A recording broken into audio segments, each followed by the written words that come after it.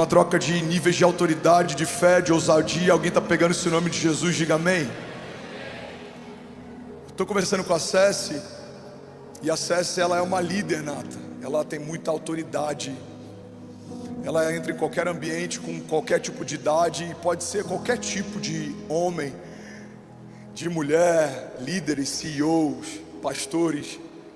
Ela não se intimida, ela não se amedronta, e ela puxa para si a atenção. E isso é bom quando você está ajustado, mas isso é perigoso enquanto você é imaturo. E eu falei: Cécia, a gente precisa conversar. Você não pode fazer isso, filha, você não pode fazer aquilo, porque você é uma líder nata. Eu comecei a falar: você é uma flecha, você vai governar, você é poderosa na terra. E ela falou: pai, se Deus me fez assim, por que está errado eu agir assim? Eu falei: porque a tua zona de graça, quando você está alinhada, ela te prospera, mas quando você está desalinhada, ela se torna o teu maior desafio. Alguém está comigo? Diga amém. Eu comecei a dar o exemplo de José, e foi daí que nasceu essa mensagem. Eu falei: filha, José governou em todos os lugares que Deus o colocou, mas se o coração dele tivesse desalinhado, a zona de graça dele teria trazido divisão e rebeldia, porque onde colocavam José, ele governava, liderava e puxava para si pessoas. Alguém está comigo? E daí nasceu a mensagem de hoje. É sobre isso que eu quero falar com você. E o tema da palavra de hoje é o poder da luz. Alguém pode dizer glória a Deus por isso? Eu quero falar sobre o poder da luz. A luz, ela é poderosa porque ela dissipa trevas. A luz denuncia o caos e a luz aponta o caminho. E é sobre essas verdades que a gente vai caminhar nessa manhã. A primeira passagem que eu quero trazer para vocês é 1 João 1,5. Diz assim: essa é a mensagem que dele ouvimos e vos anunciamos. Deus é luz e não há nele treva alguma. Alguém pode dizer glória a Deus por isso? Irmão, olha para mim. Se há no teu relacionamento, nas suas amizades, no teu ciclo social, na tua empresa, no conselho, ou em qualquer lugar que você faz parte, se existe alguma coisa que não há luz, Deus não está nesse lugar. Se existe algo que você faz e a sua esposa não pode saber que você faz, Deus não está nesse lugar. Se existe alguma mensagem que a tua mulher não pode ver, se existe algum tipo de ambiente que não podem saber que você está, Deus não está nesse lugar, porque tudo que não vem de Deus é obscuro, está encoberto. Mas a palavra de Deus também nos diz que no tempo certo o Senhor trará luz sobre todas as coisas e nada ficará encoberto. Alguém comigo aqui em nome de Jesus? Vamos, alguém aqui queimando. Ele é a luz, ele caminha em luz, e é por isso que todas as vezes que a luz de Deus se revela, aquilo que não é de Deus é exposto, é denunciado. É como um auditório como esse, sem que haja energia elétrica, você não consegue se mover, você tem medo de tropeçar, você não sabe onde as coisas estão, coisas se perdem, mas quando a luz dissipa as trevas, tudo fica claro, tudo fica nítido, tudo toma forma, tudo fica mais fácil de você se mover, e é para esse lugar que Deus nos chamou. E desde quando, pastor, a luz, ela revela, ela aponta, ela dissipa? Desde o princípio. João 1 diz assim: no princípio era aquele que é a palavra, e ele estava com Deus, e ele era Deus, e ele estava com Deus no princípio. Todas as coisas foram feitas por meio dele, e sem ele nada do que foi feito se fez. Nele estava a vida, e ele era a luz dos homens. A luz brilha nas trevas, e as trevas não a derrotam. Alguém pode dizer glória a Deus por isso? Então surgiu um homem enviado por Deus chamado João, e ele veio como testemunha para testificar acerca da luz, a fim de que por meio dele todos os homens crescem. Mas ele próprio não era luz, mas ele veio como testemunha da luz. Estava chegando então ao mundo a verdadeira luz que ilumina todos os homens.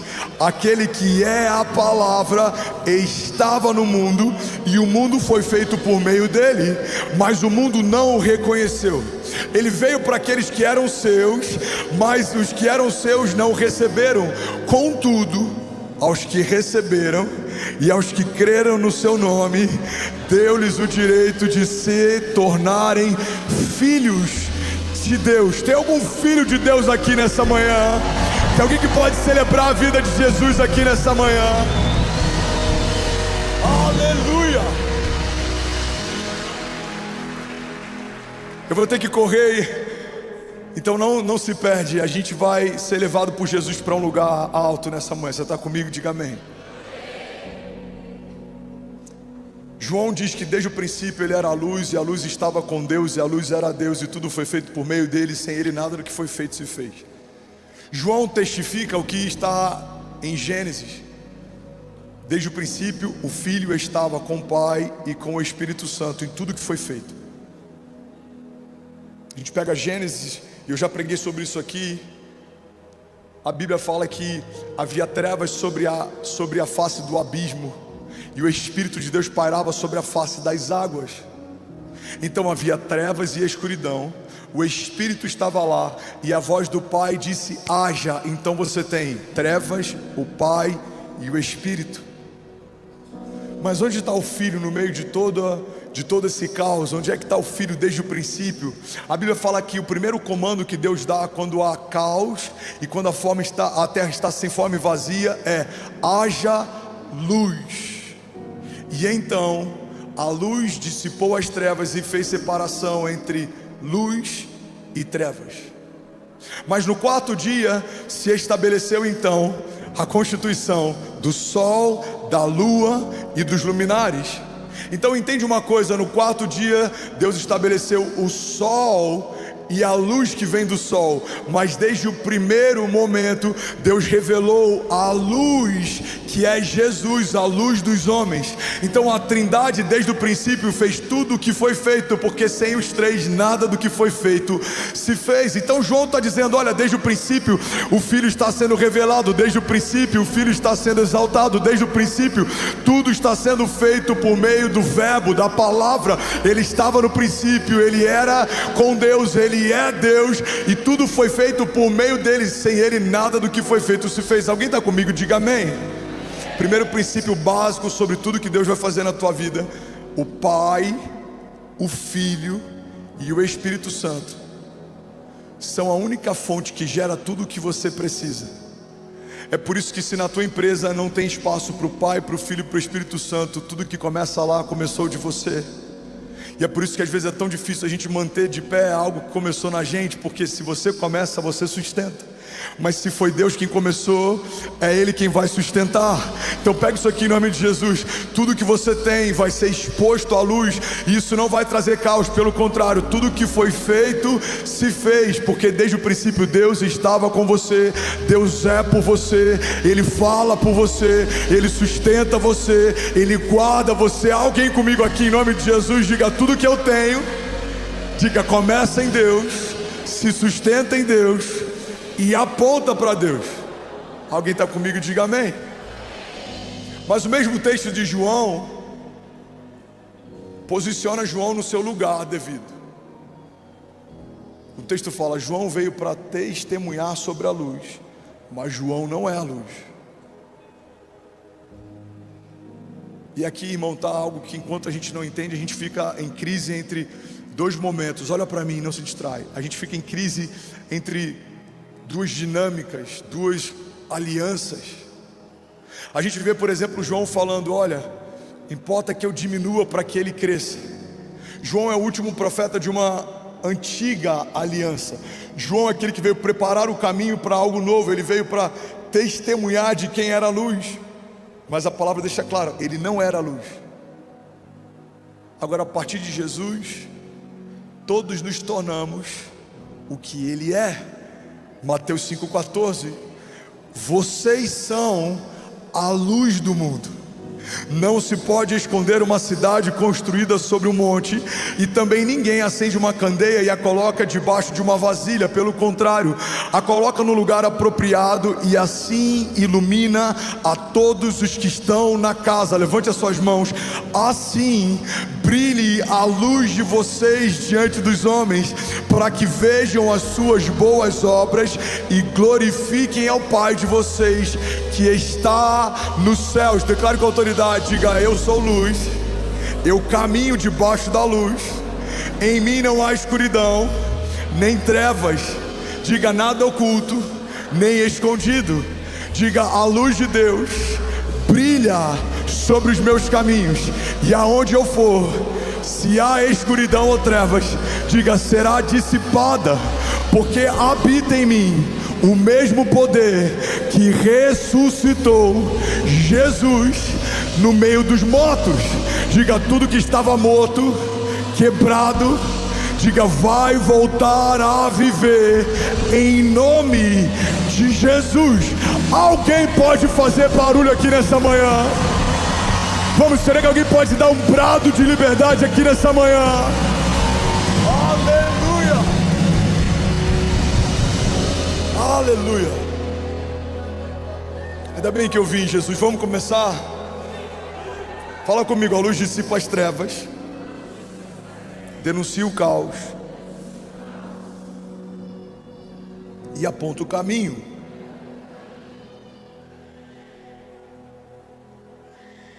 Primeiro conceito que eu preciso entender sobre o que a luz faz é o entendimento que a luz não faz o que eu preciso fazer, mas a luz me dá a possibilidade de.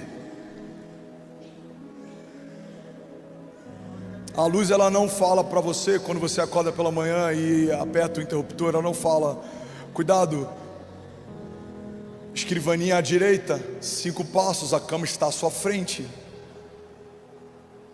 O skate que o seu filho estava brincando ontem está a 1 passo de você tropeçar. Cuidado, tem 3 pecinhas de Lego que vai fazer você gritar como nunca antes. Alguém já pisou numa peça de Lego? Meu Deus. Mas alguém já acendeu a luz de um quarto escuro e ouviu a luz dizendo o que fazer? A luz não é barulhenta, ela não emite comando, mas ela te faz discernir. Você está num ambiente escuro, não vê nada, não enxerga nada, não percebe nada, mas quando a luz se revela, tudo fica claro. Tem gente que se converteu e fala: eu não entendo, pastor, eu me converti, eu perdi o prazer em algumas amizades.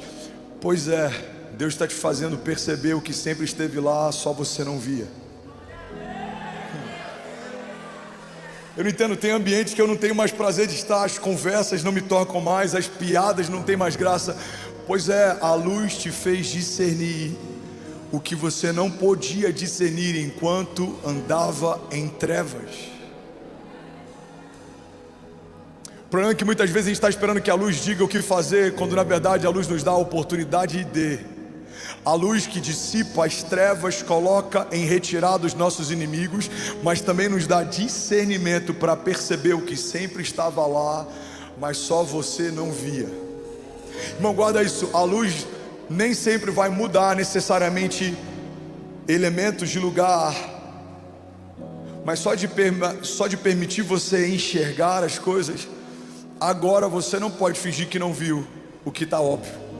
Agora não dá para você fingir que não viu a dor do órfão, ou que você não percebeu o que Deus está te pedindo para entregar ou fazer, ou que você não percebeu os caminhos que Deus está te convidando para andar, ou que você não percebeu que essa porta que você forçava há tanto tempo não foi Deus quem abriu, por isso ela não se abre, não foi Deus quem te mostrou, por isso que não é leve, não é de Deus para você, por isso que te consome.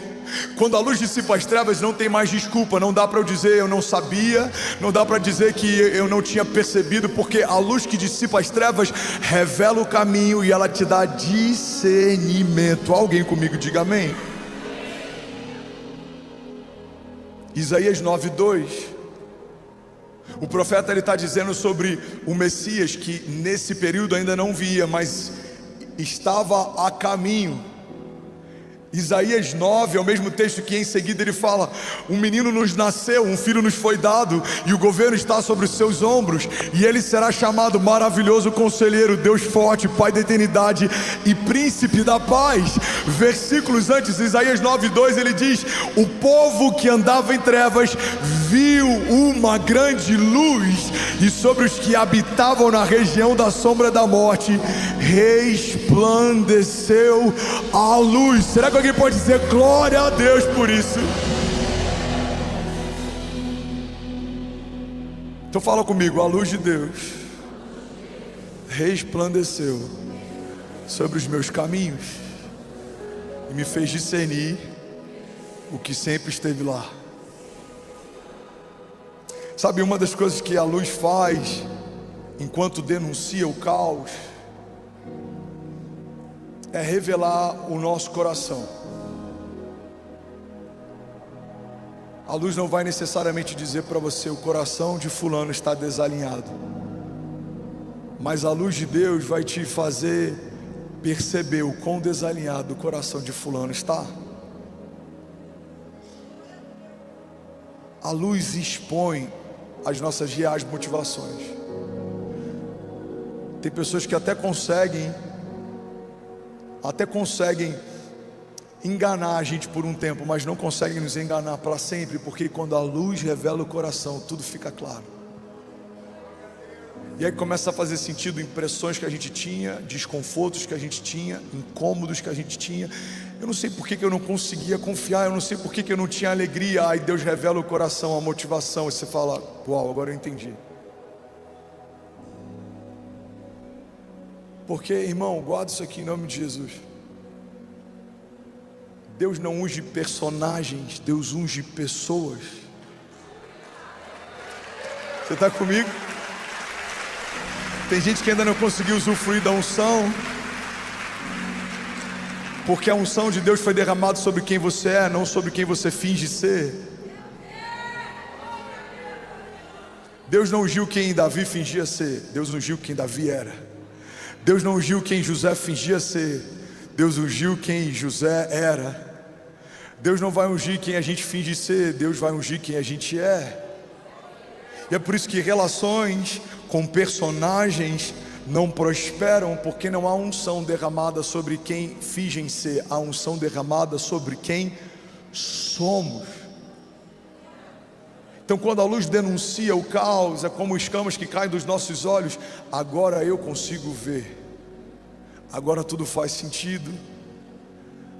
Agora eu não estou mais tateando como alguém que não enxerga em meio a um cenário sombrio. Não, agora eu consigo ver claramente onde cada coisa está e aonde os corações estão. Irmão, guarda isso. Se existe algo que precisamos nos últimos dias, é um espírito de sabedoria e discernimento, porque as pessoas não são o que dizem ser, e elas não necessariamente desejam fazer o que dizem desejar, mas o coração, quando é esquadrinhado por Deus e revelado por Ele, não importa mais o discurso que carregam, a motivação que dizem ter, Deus te permite ver o que homem não vê. Alguém está comigo? Diga amém.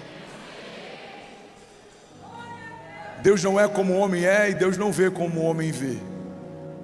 É por isso que um pai pode chamar todos os seus filhos e deixar um de fora, porque era franzino demais para ser ungido. Mas o Deus que vê tudo em secreto olha para homens grandes, fortes e preparados para a batalha e fala: não está entre eles aqueles a quem eu vim ungir, manda chamar onde ele está. Irmão, guarda isso aqui em nome de Jesus. O Deus que se move por luz e não por aquilo que nós vemos, Ele vai te procurar no dia em que Ele separou para te ungir, e mesmo que homens possam tentar te esconder, Ele vai mandar te chamar. Tentaram esconder José de Deus. Os irmãos de José se incomodaram porque os sonhos eram grandes demais. Qual é a única forma do nosso irmão, que é um grande sonhador, não ser percebido? Se a gente ia escondê-lo. Então esconderam José, mas o que eles se esqueceram é que o Deus que vê todas as coisas em todo o tempo não depende da luz dos homens para ver aquilo que é a própria luz que carrega, o permite ver. Deus não precisa da sua luz para ver, Ele é luz, Ele não anda em trevas. tudo que estava oculto em Deus será revelado. Então os irmãos dizem: agora não dá para achar José, ele está cativo, mas Deus no meio do cativeiro manda chamar José. Você nunca foi esquecido. Pode uma mãe que amamenta o seu filho se esquecer dele, eu todavia jamais me esquecerei de você, diz o Senhor. Podem esconder Davi, um rei poderoso que estava no trono com grandes exércitos, está perseguindo um menino franzido, mas o menino franzido foi ungido por Deus. Então não é mais sobre o tamanho do exército, não é mais sobre o tamanho das tropas, não é mais sobre o tamanho do trono. É melhor você ser um menino franzido, ungido por Deus, do que um rei poderoso que a glória de Deus não está mais sobre si. Porque Saul experimentou algo que a Bíblia chama de Icabode, a glória de Deus se foi. Irmão, guarda isso aqui em nome de Jesus. É melhor estar com alguns homens valentes que ainda há pouco eram considerados loucos, mas carregando a unção de Deus no meio de desertos e se escondendo em meio de covas, do que você ser alguém que no passado recebeu uma unção de Deus, mas não está mais fresca, não pulsa, não se move, não está de pé. Deus olha para Davi no meio do deserto e fala: esse é um homem segundo o meu coração. Mas o mesmo Deus olha para Saul sentado no trono e fala: o trono de Israel está vazio. Imagina a humanidade dizendo: não, Senhor, tem um homem assentado lá. Ele fala: que homem? Porque o que está sentado já foi destituído, o trono está vazio. O que eu chamei está sendo forjado em meio a desertos, ele está a caminho. Irmão, pega isso aqui em nome de Jesus. Um dos maiores desperdícios que a gente pode fazer é, se tornando espiritual, decidir se mover de forma natural. A Bíblia fala sobre homens que têm olhos, mas não veem, têm ouvidos, mas não ouvem. Que homens são esses? São homens que operam no reino natural, mas não operam no reino espiritual. A Bíblia fala que o sábio a todos discerne, mas por ninguém é discernido. Tem momentos no meu ministério que eu tive que fazer como Davi, faço até hoje. Eu acho que quanto maior o nível de autoridade, alcance e aquilo que Deus vai me confiar, eu acho que mais vezes eu vou precisar fazer o que Davi fez. Tem momentos que você vai precisar babar e se fazer de louco. Você percebeu, você sabe, você já viu o final, mas você se porta como se não tivesse percebido ou visto, porque no tempo certo o próprio Deus vai trazer à tona aquilo que você no Espírito já viu. Alguém está comigo? Diga amém. O tempo revela coração, motivação. O tempo revela o que de fato nos move a fazer o que fazemos. Quando Deus traz luz, você pode perceber que talvez até algumas das suas boas ações tinham uma má motivação. A luz, irmão, dissipa as trevas, nada fica oculto. E essa não é uma má notícia para a igreja. Se essa palavra tem trazido peso para o teu coração, eu preciso que você entenda que no final dessa mensagem o convite é para você, porque entender que em algum momento tudo que estava oculto vai ser revelado não é algo que deve deixar o nosso coração apreensivo, mas esperançoso. Eu aguardo ansiosamente o dia em que tudo será revelado, em que o Senhor vai medir e pesar os nossos corações e os ambientes e os lugares e as alianças e os relacionamentos, e nada ficará oculto diante dele. Alguém está comigo aqui? Diga amém. E agora eu vou chegar no lugar que Deus me levou enquanto eu conversava com a Cécia, sentado na cama 2 dias atrás. Você está comigo? Diga amém. Dubai acabou de conectar 16.500 famílias online. Você pode celebrar Jesus. Aleluia. Aleluia. 2 pessoas por família. Cada pessoa que está aqui nesse auditório, já temos o mesmo número de pessoas que tocaremos no estádio presencialmente. Alguém pode dizer glória a Deus por isso? Deixa eu te levar para esse lugar. Eu estou com a Cécia e eu falei: como é que eu explico para ela que o que ela carrega é poderoso e se estiver desalinhado é perigoso? Eu falei: filha, sabe a história de José? José tinha favor de Deus e graça para operar de algumas formas que eram inusuais para outros homens. Olha para mim e guarda isso aqui. A unção de Deus faz com que você opere de uma forma que parece fácil o que você está fazendo, mesmo que seja impossível. Porque quem caminha debaixo de unção e favor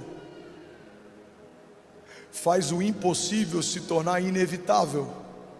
É impossível essa porta se abrir, você coloca os pés e ela se abre.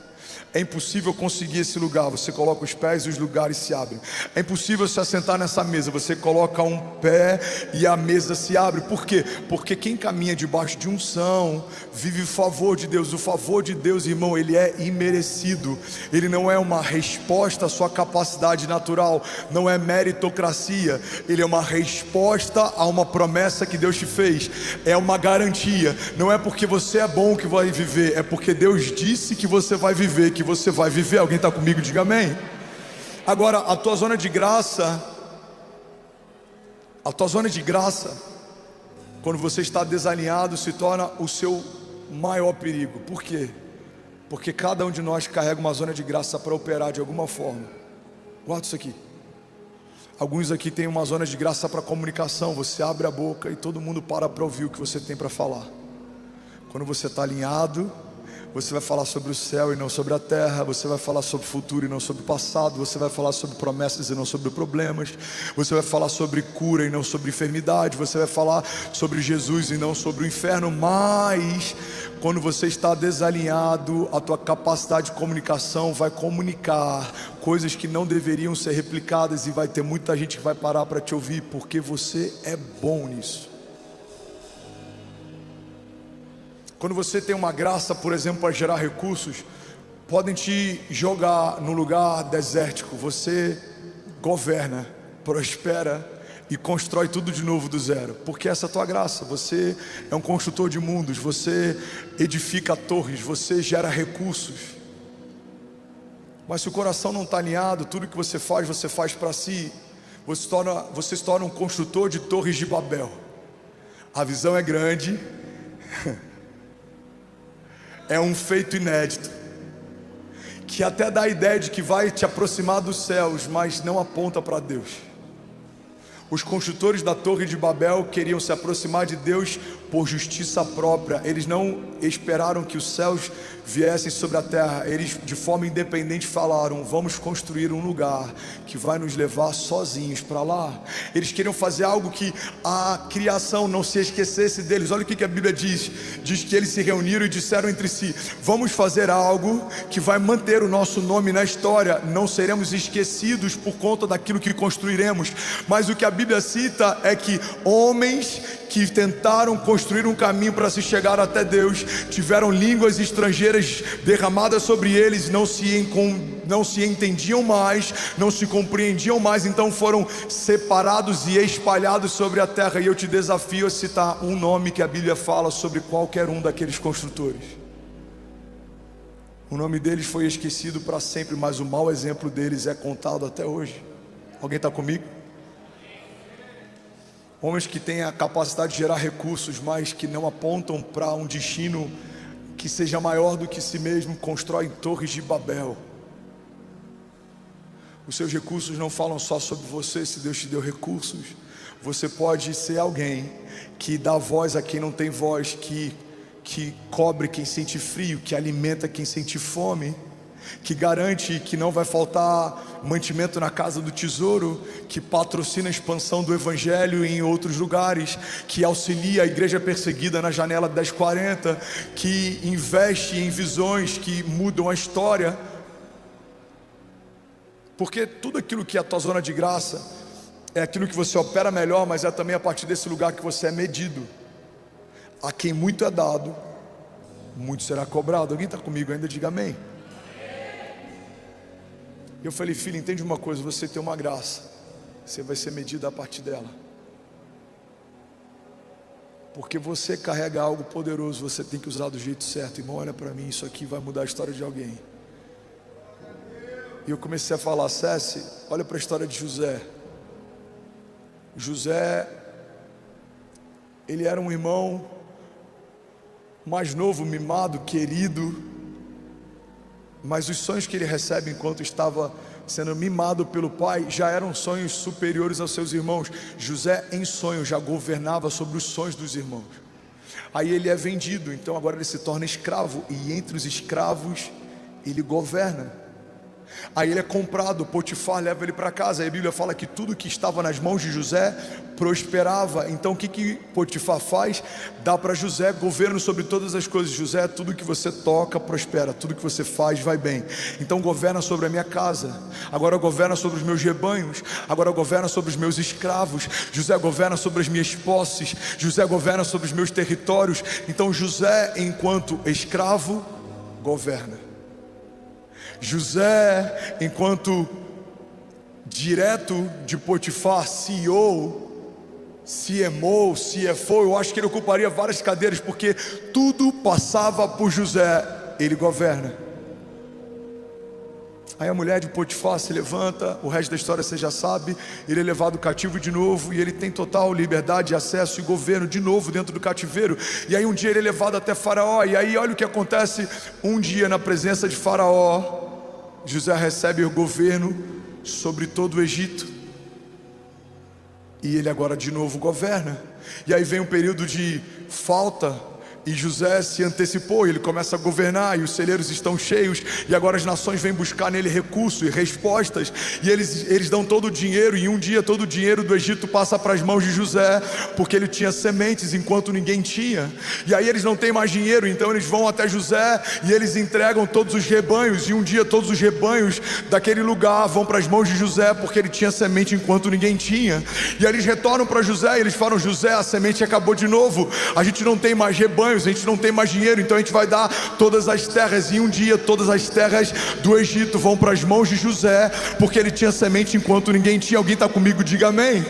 E aí eles retornam a José: José, a gente já deu todas as terras, todo o dinheiro, todos os rebanhos, tudo que nós temos é a nossa vida. Então em um dia todos os homens, mulheres e crianças são feitos escravos e vão agora pertencer ao governo de José, porque ele tinha semente enquanto ninguém tinha. E aí eles retornam, porque novamente a semente acaba, e eles falam: José, a gente não tem mais o que te transferir, então eu te peço, me dá semente, eu vou plantar e eu vou semear, e quando eu colher eu te devolvo a grande parte, eu fico só com uma pequena parte, porque agora todo o povo trabalha para José, porque José governava e tinha semente enquanto ninguém tinha. Alguém está comigo? Diga amém. Agora chega o momento em que o coração de José é testado. Se José, tendo o governo que tinha, não tivesse o coração alinhado, eu vou te falar o que José teria feito.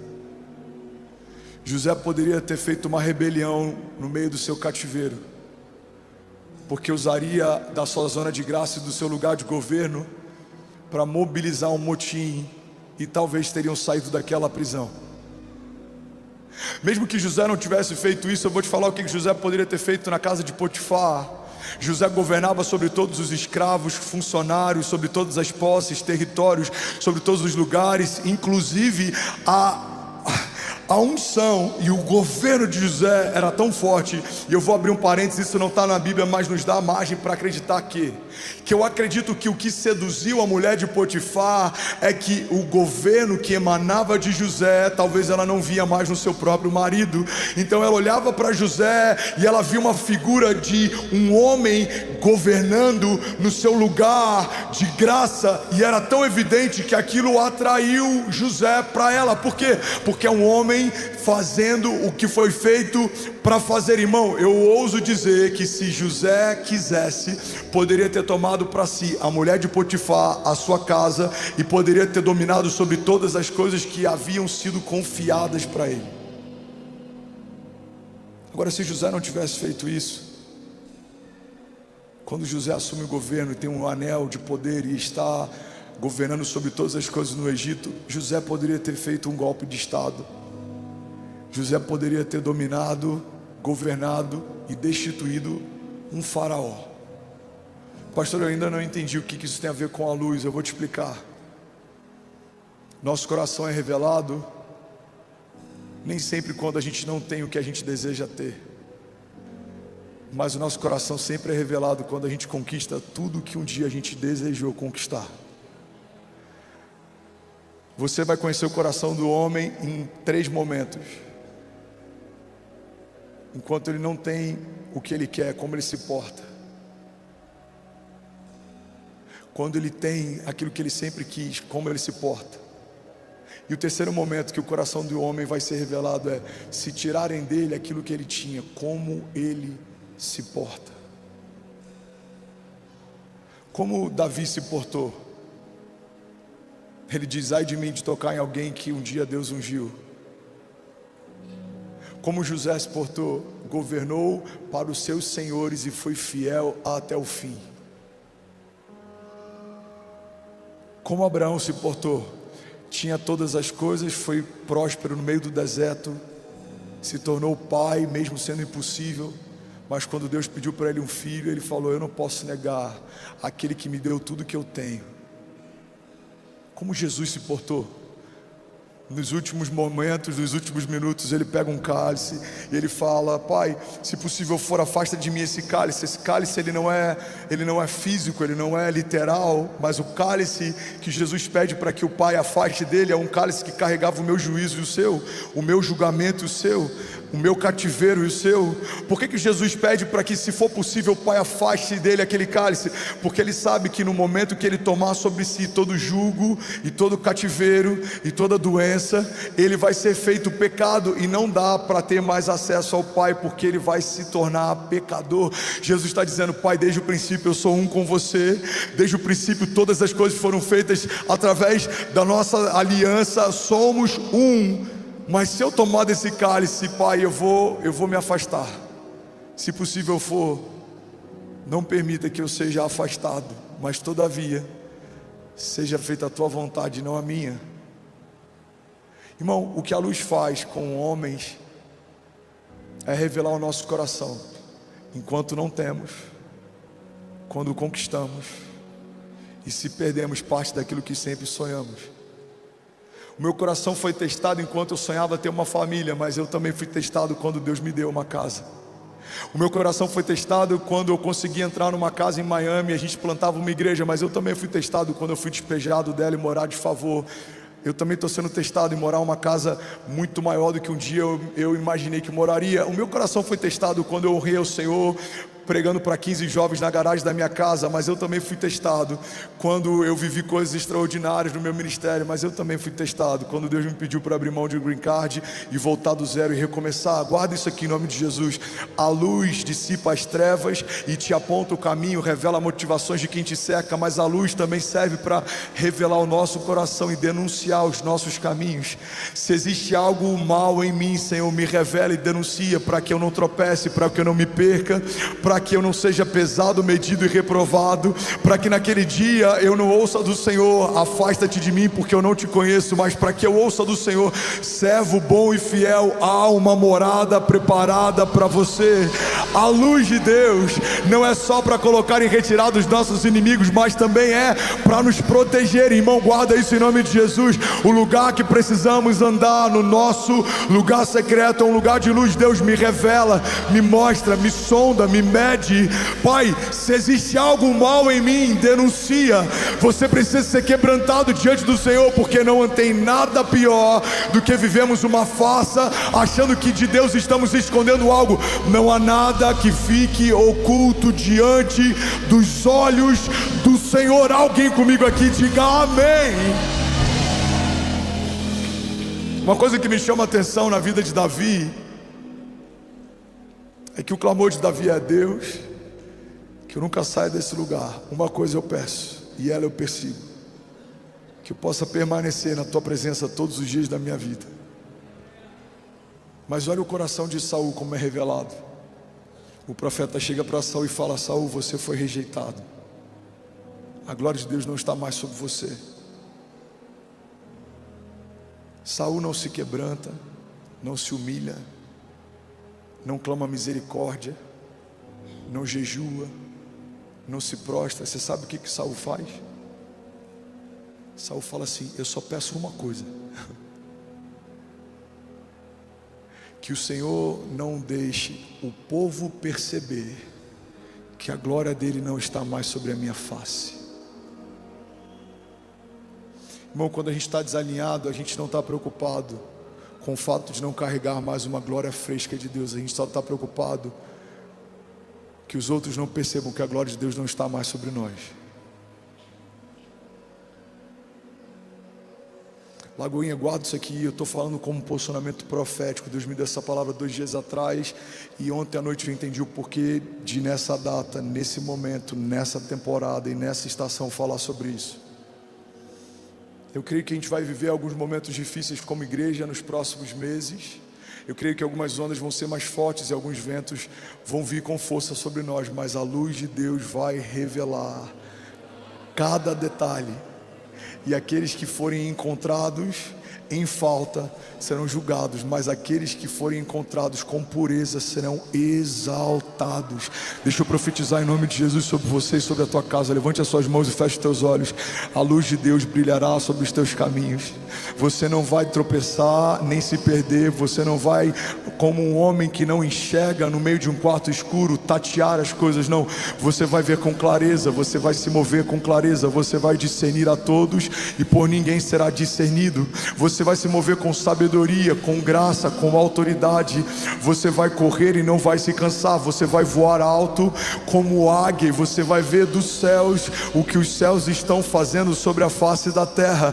Você e os seus filhos serão poderosos na terra. E eu declaro em nome de Jesus, começando por mim e pela minha casa, e profetizando sobre vocês, sobre a sua casa. Se existe algum caminho desalinhado, se existe algum pensamento desalinhado, se existe alguma motivação desalinhada, o Senhor nos dará a chance de consertar. Tudo que foi quebrado será restaurado, tudo que foi perdido será restituído, tudo que foi esquecido será relembrado. O Senhor trará à nossa memória aquilo que nos dá esperança. Não haverá no teu casamento, ou nos teus negócios, ou na tua empresa, ou sobre os teus colaboradores, ou sobre aqueles que te cercam, escuridão ou nada oculto. O Senhor vai trazer à tona e revelar motivações e corações. Aquilo que parecia aliança, mas nunca foi sobre uma aliança. Aquilo que parecia de Deus, mas nunca foi Deus quem estabeleceu. Aquilo que parecia bom, mas não carrega a bondade de Deus. Aquilo que enchia os teus olhos, mas não é um caminho de vida. Eu declaro em nome de Jesus, vindo à tona agora. Sejam amizades, ambientes, lugares, empresas, sociedades, sejam contratos, negócios, projetos, estratégias, sejam planilhas, sejam o que você desenhou para o próximo ano, seja uma agenda que você estabeleceu para os próximos anos, seja o que for na terra, seja o que for que você domina, governa, lidera. Eu declaro a luz de Deus trazendo evidências do coração de Deus. Você vai discernir e você vai ser mais assertivo. Você não vai se perder, você não vai andar em engano, você não vai precisar de 40 anos para acessar a terra da promessa, porque você não vai caminhar em ciclos. Deus vai alinhar o teu coração e Ele vai dizer: filha, por aqui não, é esse o caminho, esse caminho não, essa é a porta, essa porta não, essa é a aliança, essa aliança não, essa amizade não. Deus entregará feridos diante de ti os seus inimigos. Eles virão contra ti por um caminho, mas por 7 caminhos eles fugirão. Toda palavra maldita liberada contra você, o Senhor trará juízo sobre elas. Toda arma forjada contra você, ela não prosperará. Eu declaro a luz de Deus dissipando trevas, a luz de Deus revelando caminhos, a luz de Deus te mostrando o que é de Deus, o tempo que é de Deus e a forma que é de Deus. Você vai ter sabedoria para discernir tempos e modos. Você não vai se precipitar, mas você também não vai perder o timing. Você vai caminhar debaixo da nuvem, a glória vai te seguir, a glória vai te alinhar, ela vai te governar. Você vai caminhar e meditar debaixo de uma palavra de dia e de noite. Não haverá espaço no teu coração para o medo, porque não recebemos o espírito de covardia, mas o espírito de poder, de amor e de equilíbrio. Você vai batalhar batalhas que o próprio Deus vai à sua frente, e Ele vai te fazer discernir aquilo que olhos não viram, aquilo que olhos não viram, aquilo que olhos não viram, aquilo que olhos não viram, aquilo que olhos não viram, aquilo que olhos não viram. Você vai ver pelo Espírito, você vai se mover pelo Espírito, você vai caminhar pelo Espírito, você vai governar pelo Espírito, e sobre a face da terra brilhará a luz de Deus. Nós declaramos 2024 e os primeiros meses de 2025, que venha a luz de Deus sobre a igreja brasileira, sobre as famílias das igrejas, sobre a liderança da igreja. Deus está purificando, alinhando, e Ele será exaltado uma vez mais. Se alguém recebe isso em nome de Jesus, você pode dar um brado de liberdade no seu lugar. Será que alguém pode fazer barulho? Nem importa. Vamos, igreja, declare que se feche diante da sua voz e não adoeça nenhuma,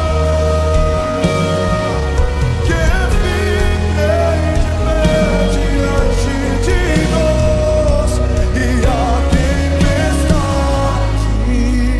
Vamos, declare.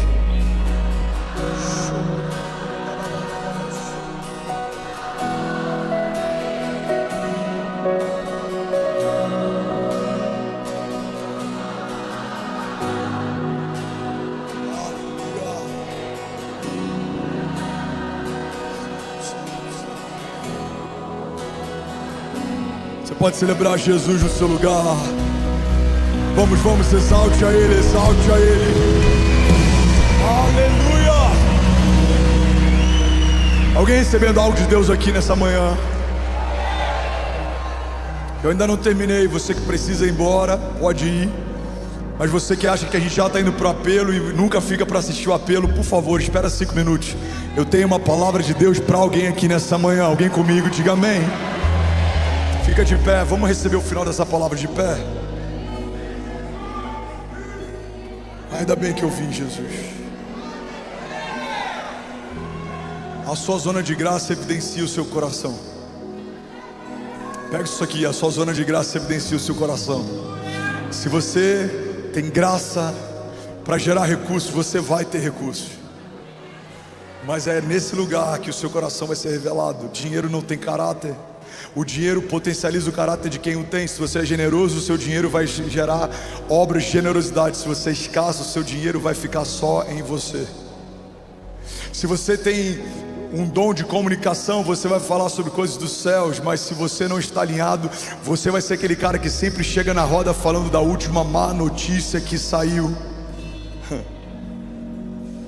Eu vim aqui profetizar em nome de Jesus as evidências da sua zona de graça, gerando marcos históricos aonde você for. Se Deus te deu comunicação, no momento certo você vai falar do seu testemunho, e o nome de Jesus vai soar mais doce na sua boca. Vai ser irresistível ouvir falar de Jesus enquanto você fala. Se Deus te deu graça para gerar recursos, você vai fazer em 1 ano aquilo que você não fez na última década, e vai se esforçar menos e se desgastar menos, porque não é sobre você. Você entendeu? Existe algo que Deus derramou sobre você. Você e a sua casa governarão, e vocês não serão reprovados. Eu declaro em nome de Jesus, corações alinhados, vivendo um romper sobrenatural. Alguém recebe isso aqui? Diga amém. Jeremias 17:9 diz assim: o coração é mais enganoso que qualquer outra coisa, e a sua doença é incurável. Quem é capaz de compreendê-lo? Eu sou o Senhor, que sonda o coração e examina a mente, para recompensar cada um de acordo com a sua conduta e de acordo com as suas obras. Gálatas 6,7 diz: não se deixe enganar, de Deus não se zomba, pois o que o homem semear, isso também colherá. Quem semeia para a sua carne, da carne colherá destruição, mas quem semeia para o Espírito, do Espírito colherá vida eterna.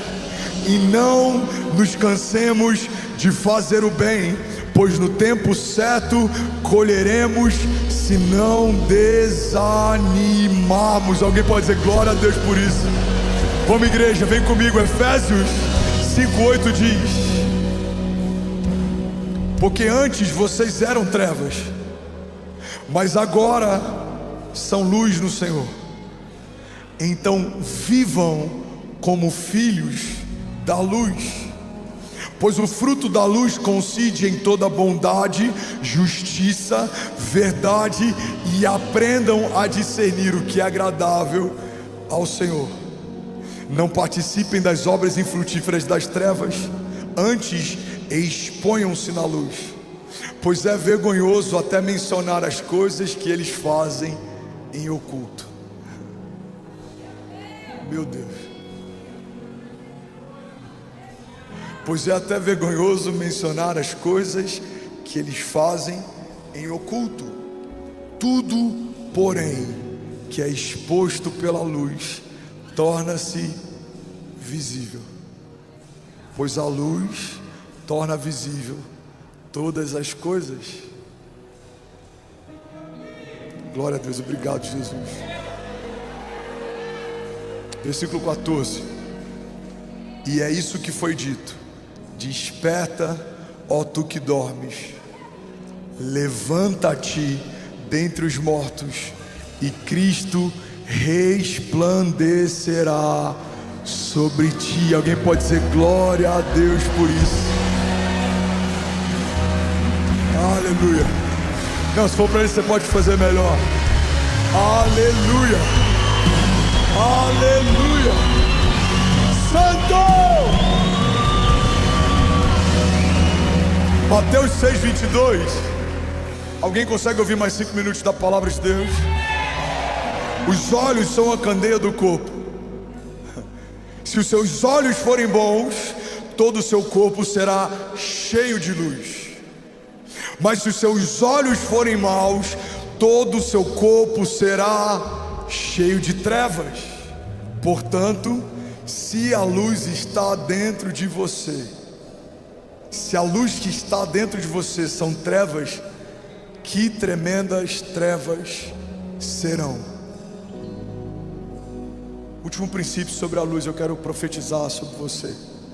A luz aponta o caminho. Fala comigo: a luz dissipa as trevas. Diga: a luz denuncia o caos, e a luz aponta o caminho. Essa é a boa notícia que eu tenho. Fala para alguém perto de você: a luz aponta o caminho. Você não vai andar em engano, você não vai ficar perdido, porque a luz de Deus aponta o caminho.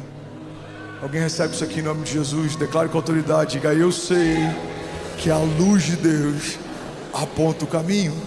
Salmos 119, 105 diz: a tua palavra é lâmpada para os meus pés e é luz para o meu caminho. Salmos 18, 28: tu, Senhor, mantens acesa a minha lâmpada, o meu Deus transforma em luz as minhas trevas. João 8,12, falando novamente ao povo, Jesus disse: eu sou a luz do mundo, e quem me segue nunca andará em trevas, mas terá a luz da vida. Será que alguém pode celebrar aqui nessa manhã? 1 Pedro 2,9: vocês, porém, são geração eleita, sacerdócio real, nação santa, povo exclusivo de Deus, para anunciar as grandezas daquele que os chamou das trevas para a sua maravilhosa luz. Salmos 119, 105, lâmpada para os meus pés é a tua palavra, Senhor, e luz para o meu caminho. Você pode declarar isso? Diga: lâmpada para os meus pés é a tua palavra. Diga: que ilumina os meus passos, e a luz que clareia o meu caminho. Salmos 27, 1 diz: o Senhor é a minha luz e a minha salvação. A quem eu temerei? O Senhor é a força da minha vida. De quem me recearei? Feche teus olhos e curva tua cabeça. Eu quero profetizar sobre você. Feche teus olhos, curva tua cabeça. Se você quiser, coloca a mão no teu coração ou estende ela como alguém que recebe algo que escorre dos céus.